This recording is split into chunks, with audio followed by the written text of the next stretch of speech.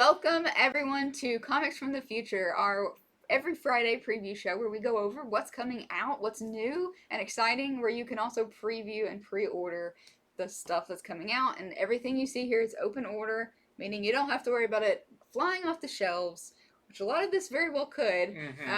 You are guaranteed your copy if you order with us, and even if you're not watching us in the moment, you can send us a message afterward. Everything that you see here from DC is due Sunday at 5, and everything else is due Monday. This is our future state special. Even though we will be going over some stuff from Marvel and some indie stuff, the first half of the show is going to be future state. And here's the beautiful thing.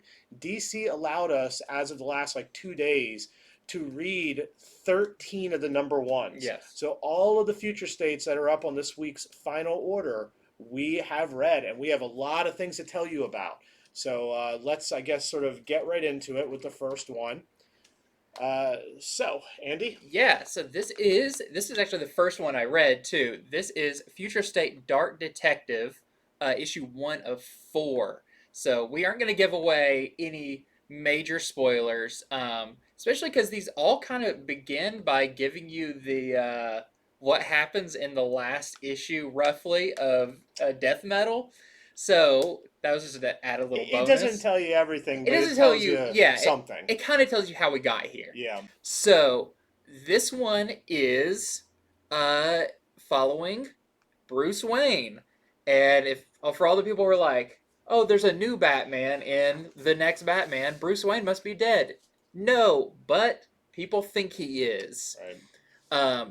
I really enjoyed this issue because it was very Bruce Wayne, street level, coming up against what you'll find out. I think it's been teased in a lot of stuff. The Magistrate, which is the kind of the new governing body of Gotham. Yep.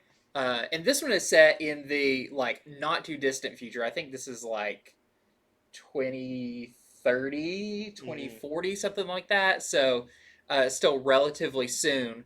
And so you meet some new characters, and I know James Tynion has talked about one, the major one, which is Peacekeeper 1, who is a awesome new character. We don't know a whole lot about him yet, but he gave me a very almost RoboCop, like how he's kind of the embodiment of this new justice system in Gotham. He's got very good posture. He does, yes. So without going into too much details, I definitely really, really like this one. This was either my favorite or my second favorite. I love the art. Dan Mora did the art, which is, he's just coming up to being one of the biggest artists going on now. So to follow the story of Bruce Wayne, Batman, it will be in Dark Detective, which also had a few backup stories in it too, that I won't give away too much about, but really cool other Bat members and the Bat family. And it has some variants. Yes, this is the John Paul Leon variant, so you can get a better look at what his suit is in this new regime of Gotham. And then we've seen this before. We've seen this 3 times now. It's been pushed. So these are the Wonder Woman 1984 variants. But since they've officially announced Wonder Woman 1984 will be coming out in theaters and on HBO Max at the same day, they finally have a time frame they can show these off, or it ties in with the film really well. So a few of these we'll be talking about will have these Wonder Woman 1984 variants. And I believe this one is the Art Germ variant. So next up, here's a big one, the next Batman. This is going to be, as far as I can tell, the first full appearance of a new Batman. I read this one. I read Dark Detective. I read Justice League because I went down a rabbit hole. I was trying to figure out who the new Batman is. You know, it is widely speculated, this is not a spoiler, that it is Luke Fox. The writer John Ridley, who has recently written The Other History of the DC Universe, and previous to that, I mean, he's written some really great stuff, like 12 Years a Slave. He has said in interviews that the person has some sort of connection to Lucius Fox. So most everyone thinks, oh, it's probably the old Nightwing. But could it be Timothy Fox? Could it be a third person? I spent a lot of time reading this and all the other ones trying to piece it together, and I'll tell you, it is a great mystery he is weaving. I really enjoyed this first issue. It does have Luke Fox in it. It does have Timothy Fox in it. It does not reveal for sure who the next Batman is. There are some big, big hints. I think some people will feel like after the issue, yes, you know, but I still don't think. This is a 4 issue. Yeah. This is one of the longer ones, so I don't think they're going to give away a lot of the mystery in the first issue. Yeah, it was a great read. John Ridley, this new Batman, you get to hear narration in his head, and he just talks different than any Batman I've ever heard. I think it was probably my favorite thing that I read. The art is awesome. The backup story is one with Grifter, created by Jim Lee. Like I've said for a while, Jim Lee told DC, if I'm sticking around here, I want one of my characters in your mythos. So I've never read a lot of Grifter since like the '90s. He's a character that's fallen off my radar. Well, it's about him and Luke Fox. Pretty much the magistrate is against anybody who wears a mask, and when I say against, I mean they shoot to kill. There's no trial. Yeah. It's really severe. And so those two kind of meet up and are on the run. It was hilarious. The backup story was great. Grifter, this character I didn't know much about. I want to read more about him now. He's sort of like a less manic Deadpool. He's pretty funny. He's very creative, a bit violent, a bit scary, but not as madcap. So overall, the next Batman, my spoiler-free review of it, it's fantastic. I would grab one or many of these and tuck them away somewhere. That's what I'll be doing. So here are the variants. This is the this is the blank variant. Yeah, originally Jim Lee was supposed to be doing the variant for this, and then they just switched it as of a day or so ago to Oliver Coipel, and that one has not been shown off yet. Okay, so there is a Coipel variant, but we don't have it. Yep. So let it be known, if you want all the variants, you'll have to tell us, because we got to place our order by Sunday. And this is the Wonder Woman 1984 variant. Yeah, this is the J. Scott Campbell variant. Yep. All right. Okay, this is probably one of the also most anticipated books coming out of DC Future State, and the ones you guys just talked about are both 4-part issues, and I know some people are like, what's this mean for my budget? There's a lot of different titles. A lot of these series that we're talking about are just 1 or 2 issues, and this Wonder Woman series is just a 2-parter, and it's just $3.99 per issue, so it's not going to break the bank or too bake bad. it. It's not gonna do none of that. So Wonder Woman. This is a new character. Yara Flor is our new Wonder Woman, and she is a Brazilian hero. And in this issue in particular, she travels down to Hades to save one of the Mascarian sisters. And honestly, the best part about this book, I think for most people, is the art. It is written and drawn by Joelle Jones, and this cover is with her. And you can tell they spent a while creating this. Like, this is not a flash in the pan situation with Future State. This looks like they've been working on it for a long time, and it's just undeniably gorgeous. We're gonna get more of her personality in this, and it's hard to say what her first appearance is actually going to be. Is it this issue? Is it Death Metal #7? We don't really know, right? Not yet. And even if it's in Death Metal, or if it's Wonder Woman Annual 4, that could just be a cameo. This will end up being her first full appearance. Yeah, and either way, we're getting, like I said, more origin, more personality, and it's very charming. You travel down to Hades, you get to see how people have died in the background. There's a cute little, what would you call that guy who's just like the secretary of Hades, I guess, is like a cute little dark shadow demon. And it had like a little bit of a Beetlejuice feel to it. Yeah, for sure. Yeah. So once again, we get to read these issues, and 10 out of 10, Wonder Woman #1. And let's see the variant cover, because it is awesome. Jenny Frison. And I mean, just like look at the costume. Like, you can tell they spent a lot of time on this, and this is actually we will have this character in a future series. Yeah, they've already said it's Joelle Jones is going to be working on a Yara Flor series after Future State, and we know that she's getting a CW TV show. Right. So they're really banking on this new Wonder Woman, Yeah. and I think it's worth it. I mean, I didn't get to read the issue like in depth, but I got to skim through it, and I mean, she seems like a great character that's definitely kind of that next generation of DC heroes. Yeah. Really fleshed out well already. So that's a variant. It looks like we got a couple more, right? The blank. Blank with that Ooh la really la. cool title that they Yeah, have I designed. know the font's good. I like that. You'll be flipping through bins later, and that'll stand out and catch your eye. So that one, and then we also have the 1984 variant. That's the Adam Hughes variant. Yep. So also, I read this too, and Yara Flor, her personality really stood out to me. It was way different than any Wonder Woman of the past. She had a lot more sense of humor than I was gonna say, expected. a lot of tongue in cheek, a lot of like winks without going too far. Right? I No, mean, yeah, it wasn't like daffy weird or anything. anything. Yeah. But she definitely had like a lighter, Yeah, humorous side I'd to say her. relatable. Yeah, so very cool. So next up we have Future State Harley Quinn, which I got to read. This is done by the same artist who has recently done We Only Find Them When They're Dead. And the art is just as gorgeous. And I haven't looked this up, but I'm almost positive that artist does their own coloring. Yeah, I believe they do. The coloring is fantastic in this. It's like every nice shade of neon you can expect. It's very neon and black, like in the contrast between the two. So the premise is, so the Magistrate is this group who has taken over sort of policing Gotham, and they're against masks of any sort, whether you're a hero, villain, whatever, and they will shoot to kill on sight. Harley Quinn, it begins with her, and she's been captured. And there's a Batman family villain who is working for the Magistrate. I won't reveal who. And he's trying to convince her to help them catch people. And of course, she doesn't want to join, but they may have ways to make her have to help anyhow. Let's just say by the end of this, they have to deal with several different people, Bat family related.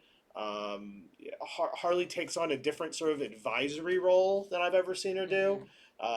She's a bit restrained this issue, both literally and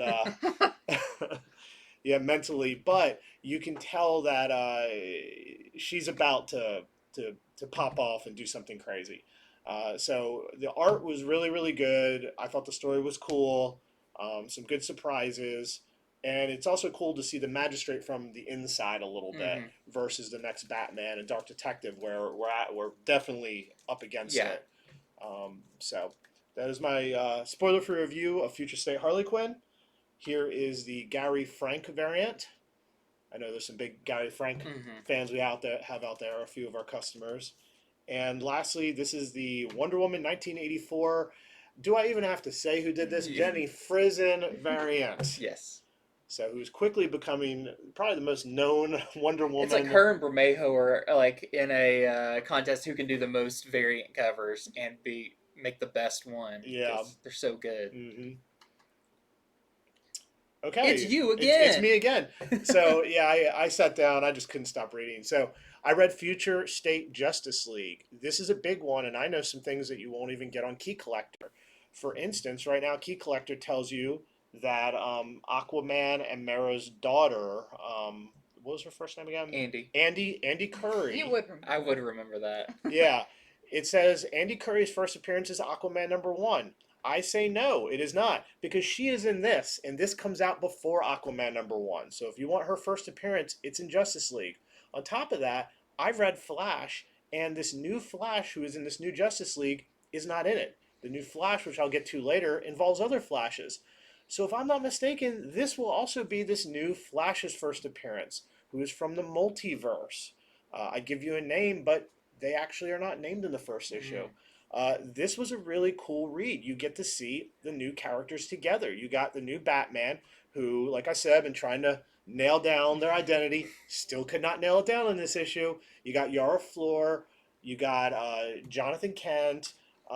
So you get to see how they work together, which is a very different sort of Justice League.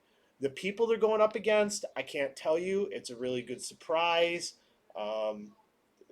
I guess that's probably all I can say without revealing more. I know But so there much of are this is hard. some major first appearances in this one, at least two that aren't being reported anywhere. But we do our research, so there you go.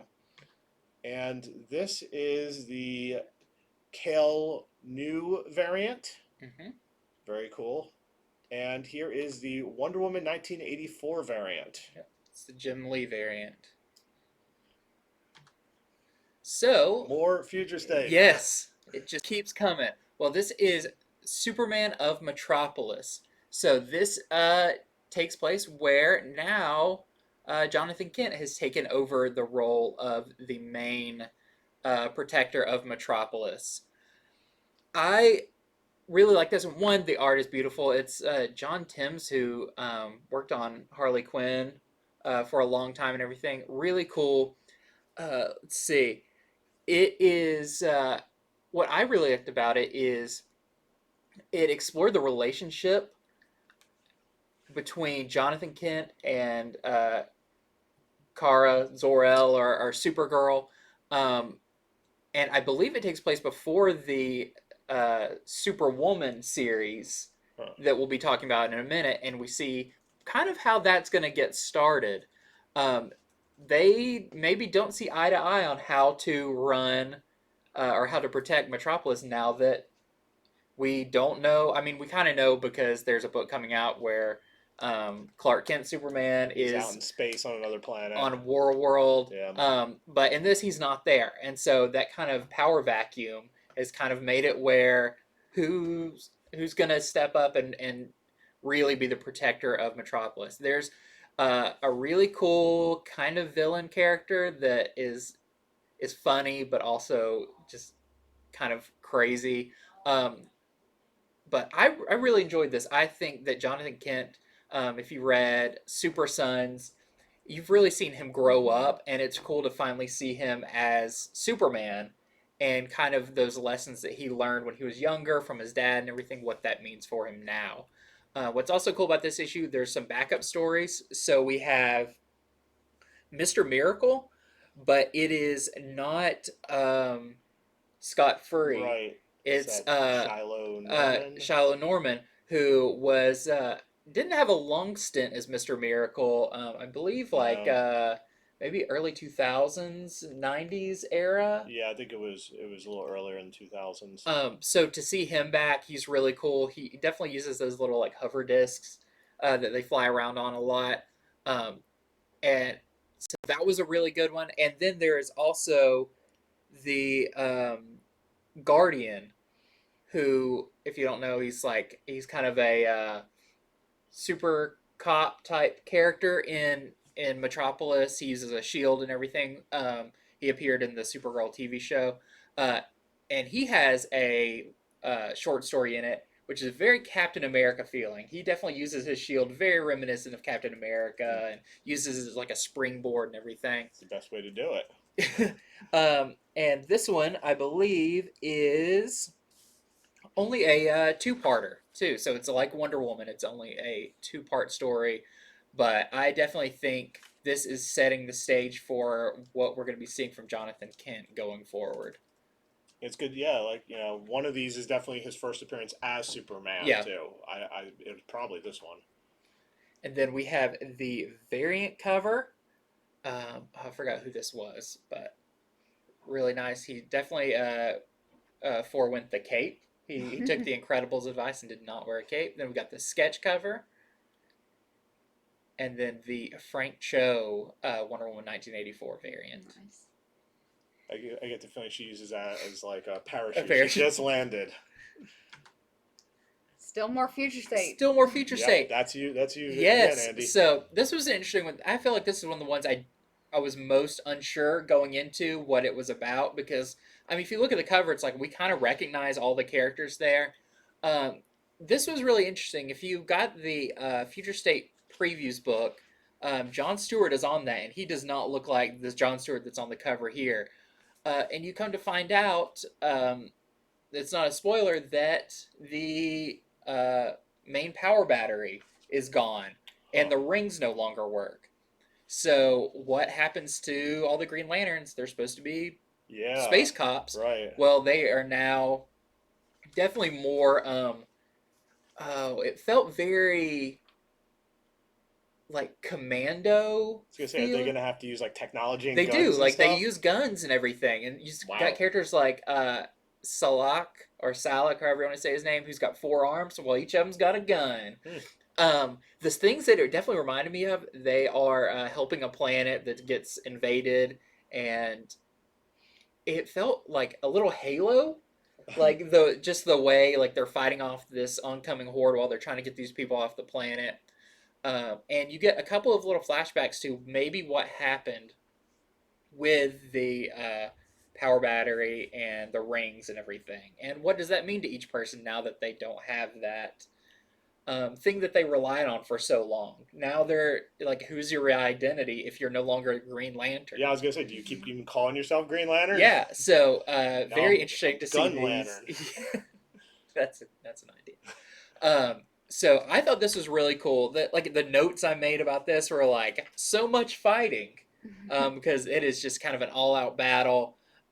You have Gnort, the kind of dog Green Lantern. Um, very cool, very Chewbacca like. Is very lovable from Justice League International. But this one also had two follow-up stories too.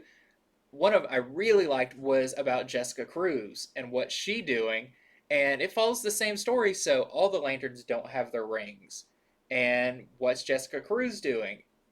The feeling I got from that story, because it's short, so anything I say would kind of be a spoiler, but it felt like Alien a little bit, the Oh. isolationness of Alien, Mm-hmm. and also kind of a slasher movie. So really cool. Definitely, That sounds Jessica good. Cruz is a really cool character. And then there was a third story about Guy Gardner being Guy Gardner and just kind of being a jerk. Yeah, But I heard he reopens his bar. he reopens his bar and doesn't necessarily like the people that show up at it. It's like, no more power ring. I might as well be a bartender. Might as well get drunk and make money doing it. So Green Lantern, I really liked it. I hadn't read Green Lantern in a while. I hadn't been keeping completely up with the Grant Morrison stuff. If you weren't necessarily the biggest fan of the Grant Morrison stuff because it was very self-contained, didn't feel like the older Green Lantern stuff. This is definitely back to kind of what Green Lantern felt like a few years ago. And yeah, let's see. It's got the cool variant cover that has a lot of the cast members. You see Jon Stewart right there, definitely looking more like what he looks like in this. I think it just has the one variant cover. Oh yeah. This Yeah. didn't have the sketch or Yeah. the Wonder Woman. Yep. Next up. All right, another two-part series. This is Kara Zor-El Superwoman. This is Superman's cousin. Who was kind of jaded and hot-headed, as they say, but she's overcome that and now is kind of a guardian on the moon. So she is taking in refugees, and she's kind of found her sense of being doing that. Once again, the thing that stood out to me the most on this is the artwork. This is by Marguerite Sauvage, and she did a lot of stuff on Bombshells and a few different independent series, but it's just gorgeous, and really this cover does not do what's on the inside justice. I couldn't get over it. It really shows you, once again, they spent a long time on this, so not a character that I'd really ever connected with on any level whatsoever, but this was actually so gorgeous, and they did such a good job of like her internal monologue and just explaining. It's always good when someone can explain who they are and what they're doing without it feeling like a ton of exposition. So this was good for that. What is our So is she on the moon protecting the moon, or is she on the moon protecting Earth from the moon? So I couldn't really glean that from what it is, but she's on the moon, set up like a refugee camp. Okay.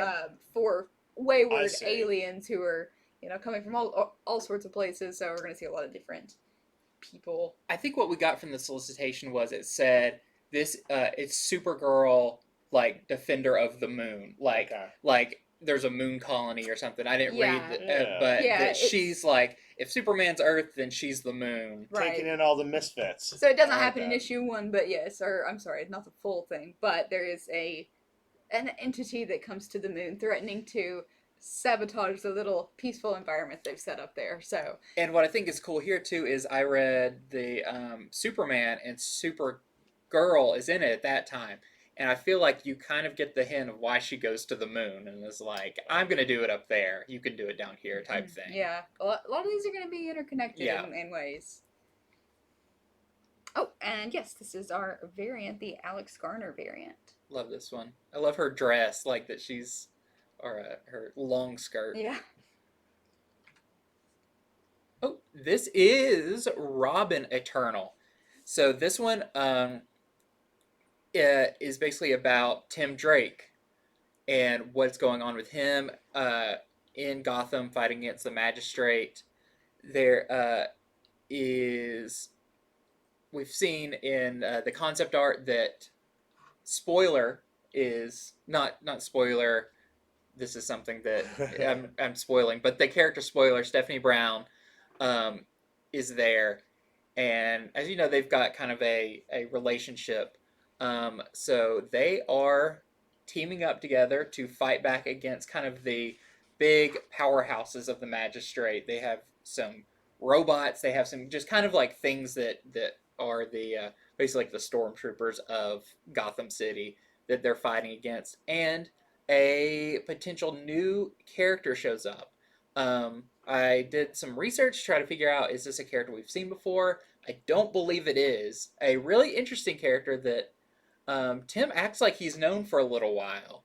So I don't know if that's going to be a character that's maybe going to pop up in a Bat title soon to kind of be like, this is where they first met. But really interesting story. If you're wondering where kind of the different Robins are, this is the book about Tim Drake. And I believe it is, how many issues is this? This is an only 2-issue one as well. Yeah, that's what I was trying to. That's what we try to convey to people. Is Yeah. It seems like a lot, and it is a lot. I think it's 23 different series. Mhm. Most of them are just 2 issues long. And all the regular series, just about all the regular series have paused. And Yeah. so that's stuff Yes. that you won't have to buy. You know, it's not like, oh, I got to buy my regular James Tynion Batman as Yeah. well. Right. And- What I also thought was cool, this is written by Megan Fitzmartin, who was a writer on Supernatural. So I think it's maybe her first comics work.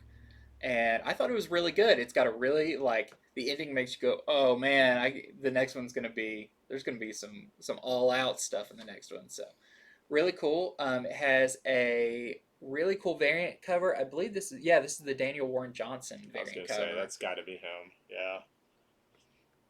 All right. Next up. All right, next up we have Superman, Wonder Woman. So in this 2-part series, it feels we're kind of a series when it's just 2 parts. It's almost like one giant-sized issue. Yeah. But in this issue, we see Yara Flor and Jonathan Kent. They are, and you can kind of see what's going on behind them. There are 2 sun gods battling up in space, in sun space, and they are causing their battles over, mostly egotistical battles, are causing chaos on Earth, erupting fires everywhere. So Wonder Woman and Superman are down on Earth putting out these fires. So you get to see in this how maybe these characters are working with others, because their personalities definitely clash, and which is interesting, Jason, because I know you read something where they seem to be getting in along. Justice League, yeah, they pretty much come out and say they've known each other for a while. They almost have a fight in this issue, so like over ideals. So it's interesting to see these characters mixed together. So you know, we have a lot of people on their own, but here they are together. So sun gods battling, causing chaos on Earth, and they go to stop it. So that's what that one's about. We also have the Roberts variant for this one. Much more realistic. And then you've been seeing this a lot. This is the Wonder Woman 1984 variant. It's just a photo variant. photo That's just a variant. beautiful picture. Yep. Yep. Okay, so Future State Swamp Thing. So, you know, most of these stories are somewhere around the time period of the Magistrate. Swamp Thing, no, they go way into the future. They don't actually start any of these and tell you what year it is. Mhm. So that's some of the fun as well. Like Future State, I don't know. I like when something seems to have been written purposefully, but also not just feeding you every little bit of information so that you could be a little bit of a detective about things. So I don't know how far in the future this is, but there is a new Swamp Thing Supreme in it. That was pretty cool. There are other sort of Swamp Things. There's almost like a Swamp Thing family in this. It's a very heady comic. It's a little action light, a little more horror, as Swamp Thing tends to be. Mhm. So I think they hit the nail on the head as far as if you like, Swamp Thing, Vertigo Swamp Thing. This is probably one to go ahead and read. By the end of it, my head was spinning. You obviously need to read the other ones to really see the full Mhm. scope of what's going on in this. But it was very cool. I think it's cool too with this. It's like because it's set in the future. You go, how did we get from what's going on in these other ones I'm reading to right here? Like, Mm-hmm. and as we read all these books, you kind of like fill in the pieces to figure out. Oh, now how do we get to this point? I'll reveal one thing. So they come upon a human, and at least one of the Swamp Thing things is like, "What's this?" Oh Huh. gosh. Interesting. So yeah, that's if that sounds cool, I would check it out. Here is the variant by Ivanov. Ivanov. Ivanov. Ivanov. There we go. Yeah. Next is probably. I mean this one is up there for could be my favorite one. Yeah, you were telling me about this. I'm really looking There's forward a to read this. lot in this one. So Teen Titans is super. I don't know. I like this is I think just a normal size one, but they chalked it so full of characters and story. Um, you basically have it begins with there's been some catastrophe, and you have Dick Grayson Nightwing, who's wearing his old Nightwing garb, as you see on that with like the wings. He never pulls up his arms, so I don't know if he's actually got like the flying wings, Wow. but he has a very traditional suit on. Um, and Starfire, and they're kind of checking out this rubble. And finding some mementos that they recognize, and we get a flashback, which felt very like the way the room they're in is very like not art style, but like if you watch Teen Titans Go, you can figure out what room they're in. Um, but if you've seen the cover of the previous book, there's been a lot of stuff online that there are some clues to Red X, Right. who is from the older Teen Titans TV show, the kind of anime one, and then made an appearance in Teen Titans Go. Uh, there's some stuff that may be related to him going on. We get a lot of really good relationship stuff between Starfire and Dick Grayson. Kind of how Dick Grayson's feeling right now in this kind of future state world. It's not quite as chipper as he once was. Um, and then you find out there's another team of Teen Titans who are out doing something else. It's really hard not to spoil this because I mean, there's a lot of really big things that happen. I'll say there's a lot of new characters. Hmm. A lot of them I think are the children of some characters you could recognize. Maybe not by name, but when you look at them, you go, "Oh, okay, that they resemble this person." Some new teens. Yes, I will say there is a new Bat character, a new Bat family character, which I think is a really big deal. We don't find out a lot about them in this, but they are there. They are you know their name has the word Bat in it, so that's kind of a big deal. I think that It does make sense if this is 10, 20 years in the future. You can't have Crush still being like, yeah, I'm a teen. Yeah, yeah. That's So you why need some new teens. when I wrote this down, I even just put it down as Future State Titans because it kind of felt like the Titans book with Nightwing and Starfire, okay. where they're adults. Yeah. But there is a Red X in this, which is really exciting.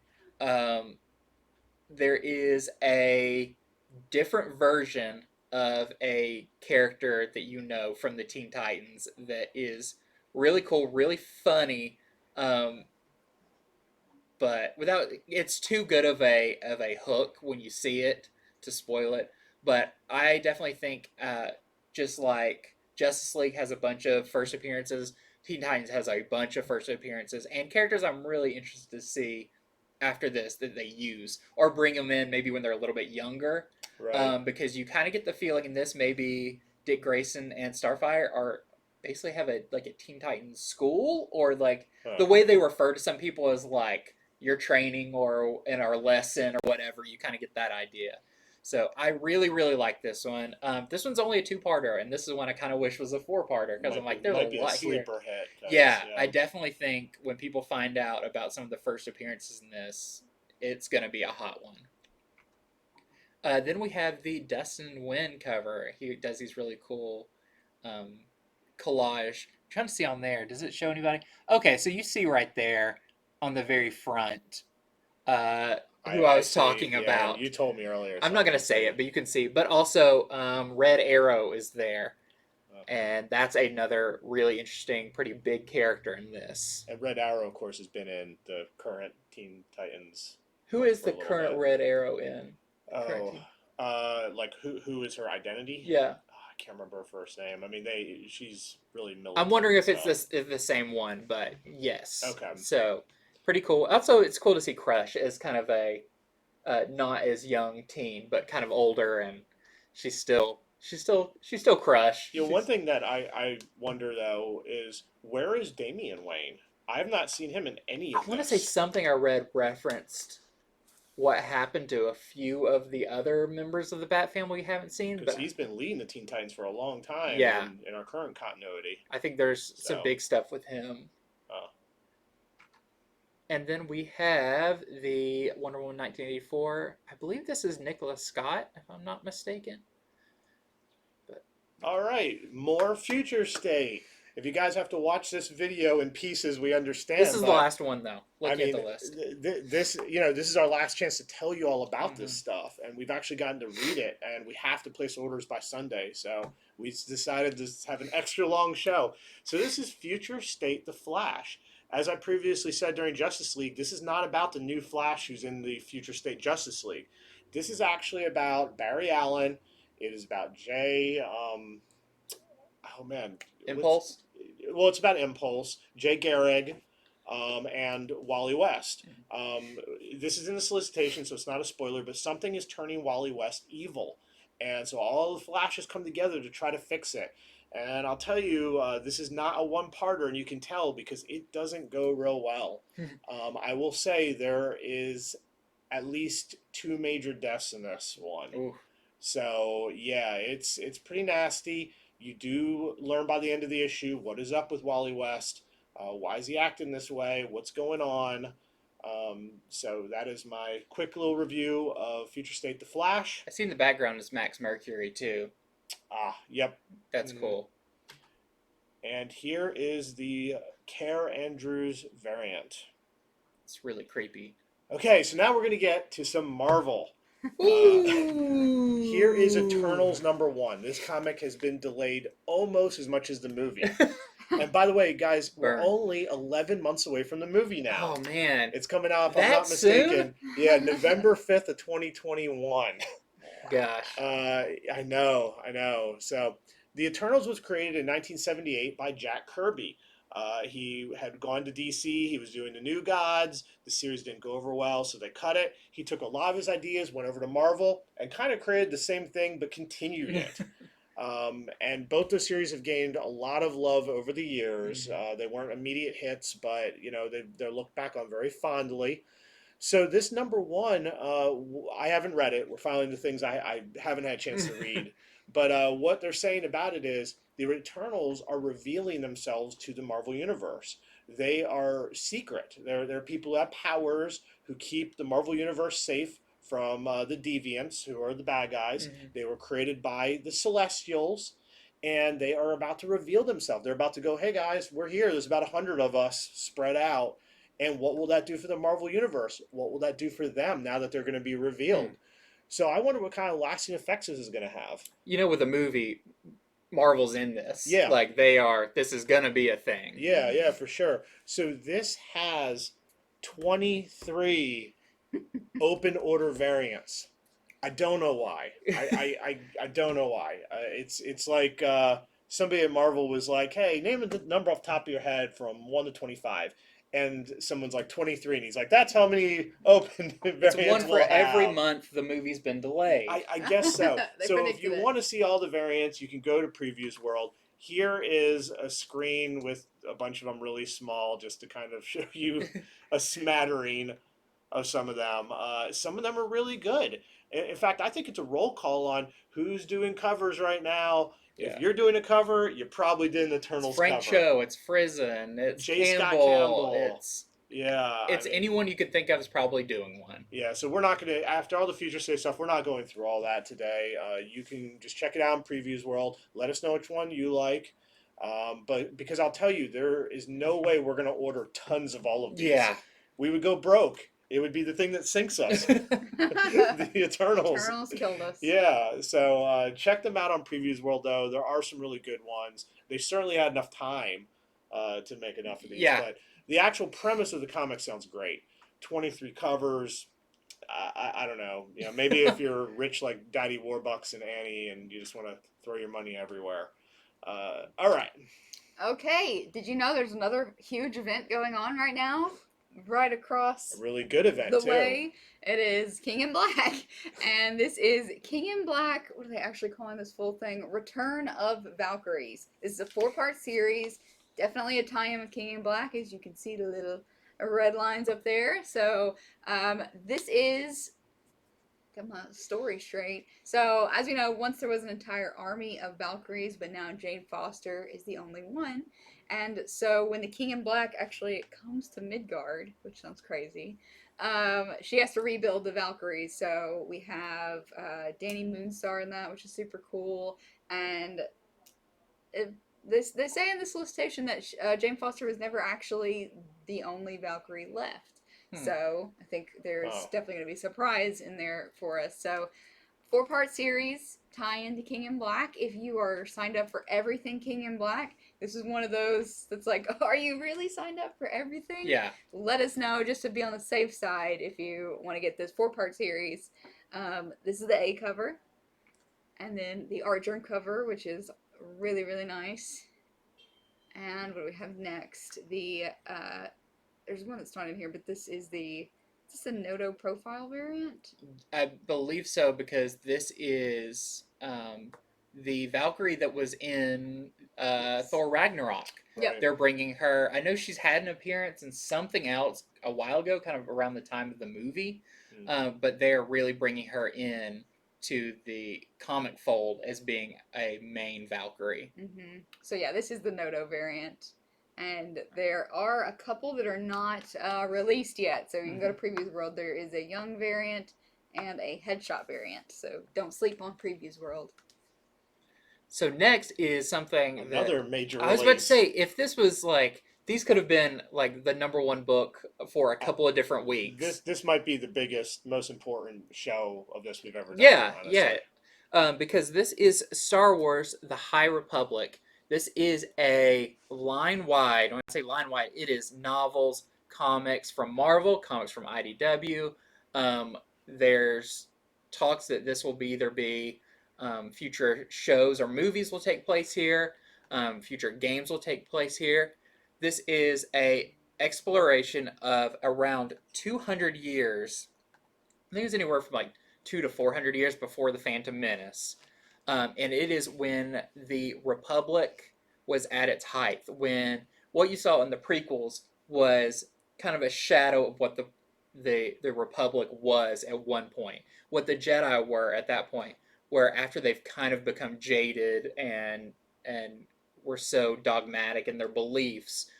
This is back when they were at their height. This is when things were really popping for the Republic and the Jedi. So there is a novel coming out, which is actually by Charles Soule, and then this by Cavan Scott. This will focus on a few Padawans who come face to face with a new threat for the Star Wars universe. and you see the space station right there. That is a big part of it because they are expanding into the unknown regions, which is kind of the outlying Wild West space in Star Wars. So this is just a whole big thing. I believe the novel is first, and then this is the next thing to take on this new time frame in the Star Wars universe in canon. And I mean, this will be all brand new characters. We do know in the IDW book that's coming out, there will be a younger version of Yoda when he was. That's interesting. When he was only, I think, like 300 or 400 years old at the time, so he is a spring chicken. But I think this is really exciting because Lucasfilm and Disney are putting a lot of backing into this. There was like big things done for the design of the characters. What do lightsabers look like at this point? What do Jedi's wear? I mean, this is hundreds of years before we've seen. Yeah. And what did they look like at their pinnacle? So this is really, really exciting if you're a Star Wars fan. If you're a fan of, like, if you know all the Dark Horse stuff right now is heating up because everyone is speculating on Star Wars right now.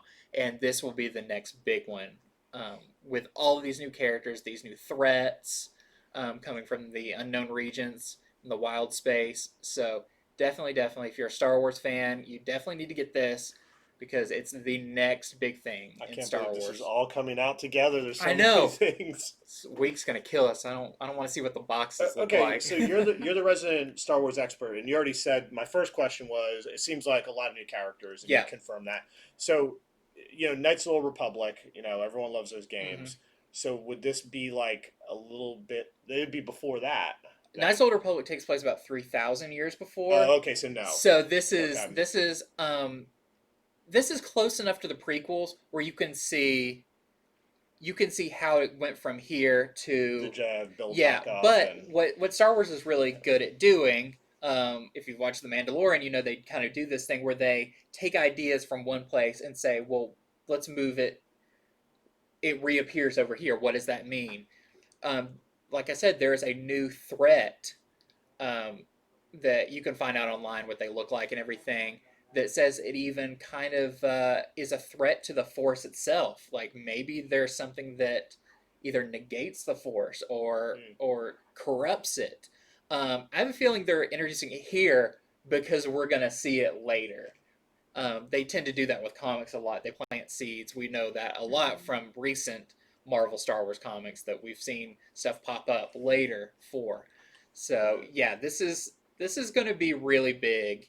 And we're just seeing the very tip of it right here. Let's look at some variants now. Yep, so we have, which variant is this? Anadito? Yes. Not an artist I'm familiar with yet. No, but you get a good look at some of the new Jedi. There's little plants in the background. Yeah, or a rat ghoul from Force Awakens. Not sure, but really exciting. Definitely not something to sleep on. Also, not a lot of sleeping.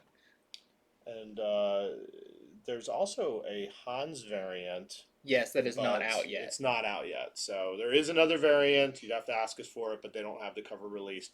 So what this cover is, this is a new book from Boom. Boom's been putting out some really great titles that have been moving lately. This is called Last Witch #1. It is already being compared to Wind. Need I say more? Yeah, the breakout hit. Yeah, they're already saying that this might be the next Wind. It's going to be sort of a double-sized first issue like Wind, an oversized first issue. The premise is that there's this world where one night of the year, this witch goes hunting for children. Well, this one very precocious young girl says, oh, she's out of her castle that night? Chances are she won't get me. I want to go see what's in her castle. And from what the solicitation says, it doesn't go quite well, and the girl ends up in a dire predicament that gets even worse to where now it's up to her and her brother to save the world, to find out about maybe special powers that she has and maybe has always had. So that's all I know. This is not one we got to read early. There is a preview of it up on Previews World. Oh, that's right. There are some preview pages that you can view on Previews World. So this is Last Witch #1, and this is the variant cover by Georges Corona. Yes. Next, this is when, that was all of our featured things. Now we just talk about other cool things. Yep. So we'll go through these pretty fast, but these are cool covers and other number ones that we wanted to make you aware of. So this is the B cover for Batman Catwoman number 2 by Jim Lee. Looks very cool. All right, this is King in Black, Gwenom versus Carnage. That's right, we get to see Gwen Stacy, Gwenom versus King in Black, the whole craziness. So Yes. this is a 3-part series. Yeah, and we do know in this is not just this is not the variant cover. This is a new miniseries, Yeah.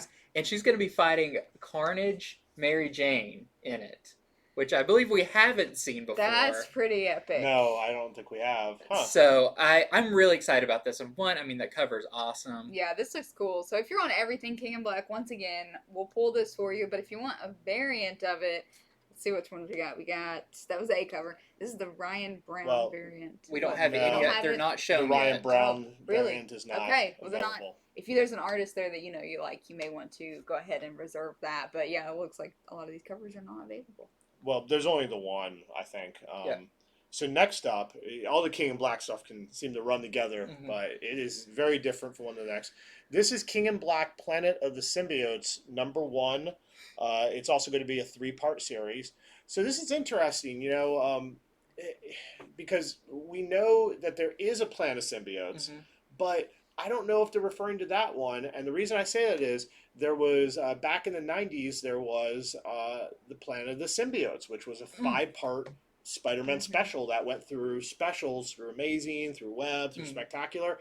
And what that was about, real quickly, was Eddie Brock thought Venom might be trying to control him, the symbiote, so he has it leave him, and the symbiote screamed so loud that this spaceship full of symbiotes comes to the Earth and tries to take over. So I don't know if it's going back to that, if it's going to be a spaceship of them, or if it's going to be the planet Clintar, which has been moving, or if it's going to be the Earth, considering what happened in the first King in Black. Yes. Came out this week, so I won't say. But let's just say Earth could almost be considered It's getting there.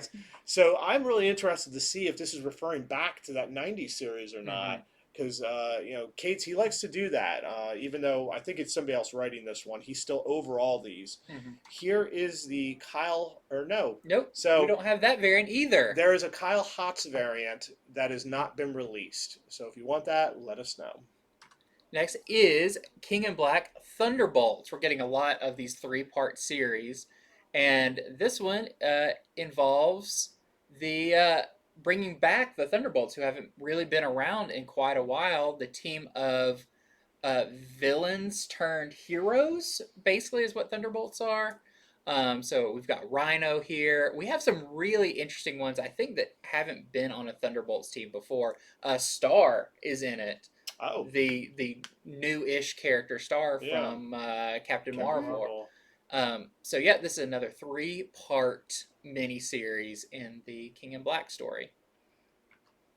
All right, guys. Next, we're gonna get to some themed covers that Marvel is doing this upcoming month. I think I see January. the theme. Yeah. Do you see it? Let me know. So, as you know, Marvel likes to do their themed variants. We've had the Fortnite variants, the Varegi Indigenous People variants. We've had just horror variants, all sorts of things. So their next theme is aliens. Yeah. A lot of people huge. who want these want them all. So it's okay to say, give me all. The alien covers, I don't know. I doubt this is what I'm telling you here is comprehensive. I'm sure they'll put out more.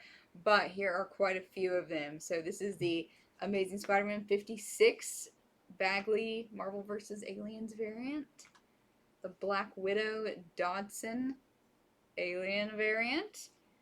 Guardians of the Galaxy. Oh, wow. Against the Queen. Alien, Queen Mother. And then we have Immortal Hulk 43. The Chavley Marvel vs. Alien variant. Iron Man number 5. I'm going to quit saying alien variants. You get it. This one's really cool. Miles Morales number 22. Yeah, that's great. Marauders number 17. This one just showed up just a few hours ago. So once again, these are all the alien covers. You guys are welcome to say, give me all alien variants, or just pick your favorites here. Then we have the Spider-Woman number 8. This one's intense. Yeah, really. Venom number 32. It's a great one. That's the one probably we're all waiting The for. best, the best. That's what we're all waiting for. And I'm sure they'll put out more of these, but that is the alien covers coming out this very And soon. you know what's cool is so Marvel just got the properties a few months ago, and Mhm. so I think they're like, let's get everyone Let's do ready. it. Let's do Let's let everybody the know. variant covers, because I'm sure what's going to happen in the near future is they're going to have actual aliens in the comics and mini series of certain characters against Yeah. them. Yeah. and- I would not be surprised too if we get a Predators variant I cover think month. that's Yeah. already been sort of I- teased. So yeah, I think it's been Aliens in January and Predators in February is what I've heard. maybe something We'll like that. see. Yeah, but these are so good. And then Yeah. speaking of Venom, if we go to the next one, this is the Venom 32 Stegman variant. for I just King thought this Black. one was really cool. Stegman has such a way of doing. He's very anime manga inspired, and that really shows in this. Mhm. Also coming out is Marvel's number 4. This is the series that Alex Ross, he does the plotting for, he does the covers on. It's just sort of harkens back to his old Marvel stuff. I put And this on that here one- just because to see Alex Ross do the New Mutants with Cable and Deadpool and Wolfsbane, these are, you just don't see him, like, I never thought I'd see Alex Ross do like Shatterstar and everything. So I thought this was a really cool look at the '90s Yeah. biggest characters. And Different he even did it with respect to Rob Liefeld by not showing any There's feet. no feet and there's some extreme angles there. Respect to Rob Liefeld. They have just as many pouches and bullets around their arms. And So this is Star Wars Adventures number 3, and this is the B cover, the Tinto variant, which I just thought was really cool with Darth Maul on it with his cybernetic legs. Then we have Usagi Yojimbo, number 2 of the 6-part series, and this is the Peach Momoko cover. Which I believe is the A I think so, cover, too. but I don't know. She does the rabbit just so well. all right, so we're at our last small section today, which is just us telling you about number 2s and number 3s. Just to remind you, if you want to sign up for series you've already read, we also get into graphic novels, hardcovers, and toys. We kept it short because we knew how front heavy we were going to be this week. So the first thing is Kaiju Score number 2 from Aftershock is available for order. So if you enjoyed number 1, you might want to get to number 2. Then we have Crossover. Yeah. This is for number 3, which is really cool. It's a shadow of something that almost looks like a Gundam. I know. But a note on this one, also, there is going to be a variant cover by Todd McFarlane. They have not shown it off yet, but just that they're getting Todd McFarlane Yeah. really is a That shows big the deal. crossover. Yes, Maybe. yeah, we're getting some maybe hints of things that are coming. We've heard rumors of some recognizable characters showing up in crossover. So just want to remind you, if you just grabbed the issue 1, you liked it and it slipped your mind to add it to your pull list, definitely want to do that, especially by the time we get to issue number 3. Yeah. Okay, so this is Mike Mignola Quarantine Sketchbook, and it's kind of what you think it is. So during the quarantine, Mike Mignola sketched and put different sketches out on Twitter to raise money for charities, and this is the collection of it. This is a hardcover that is $40, and actually all the profits from this book go to charity. It's the Jose Andres World Central Kitchen, and yeah, it's just a collection of his self-quarantine sketches from 2020. And he did earlier some this really year. crazy ones. I'm not sure. I know there was a licensing issue if they could get all of them in here, so they're working on that. But he did stuff like Pokemon. He just did like to see. Yeah, I think he was taking some requests. He was taking also. some I think it requests. says that because it says the book features Hellboy along with unexpected pop culture characters, gothic vegetable creatures, strange vampires, and more. And more. So I mean, yeah, it sounds like they were able to include some weird things in this. and I love this. The cover is also a great piece that he did. So lastly, we have a couple of pops to show you, but since they're Star Wars related, I like to always have our expert 'Cause Star that's Wars my person thing. do it. Yeah, as much as I like Star Wars, you just I've devoted my life to it. Yeah. So these are really cool. These are they call them Star Wars concept, but these are inspired by the original Ralph McQuarrie concept sketches for the characters. So you get like this Vader with the blue lightsaber with the more sleek helmet. And then the next one is the C3PO from the original painting of R2 and C3PO on Tatooine walking away from the escape pod, where he's got a much more like feminine, human-like face. Yeah. If you know the original artwork, you know what I'm talking about. And then we have R2, who the original version always had little arms out as he went, and he's all chrome. Really cool. And then just this one's really cool because the original artwork for Yoda they couldn't quite nail it down until the guy who was building the puppets and everything just looked at himself in a mirror and modeled it after himself and a little bit of Albert Einstein. But this is kind of what Yoda looked like before it was really decided upon what he would look like. So it was very chill. Yeah, he looked like a really old Big Lebowski sort of character. But these are cool. If you're a big Star Wars fan and the kind of history of it, it's cool that they're making these of some of the original designs. Hopefully they go on and they make the original Chewbacca that looked like a big swamp thing, and Han that looked like no, it was Han that looked like a swamp thing, and was it Luke that looked like he was like bearded and looked like a war general and stuff. Really cool. But yeah, we can get these pops in here, so you can pre-order them with us. I definitely did not know about these concepts. Yeah, that's pretty cool. They're all $10.99 as well, so not too pricey. All right, well, that is it. Thanks for spending an hour with us. I know, and it's funny. So this is usually when we would have started the show. We're 5 minutes from starting the show, but we started early because we knew we had so much to go over.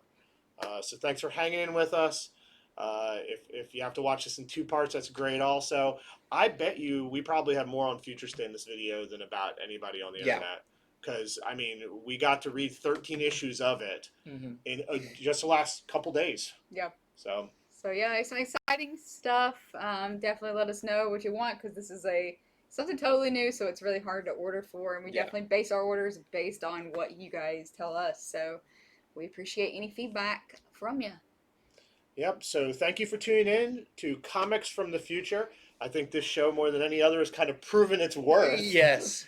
We try to tell you, what you can order while it's still available, and we try to tell you why, and we try to stay well informed. So thank you for tuning in, and I hope you enjoyed yourself. I know we have. So until next week, this is us in Infinity Flux signing off. Read some cool comics, folks.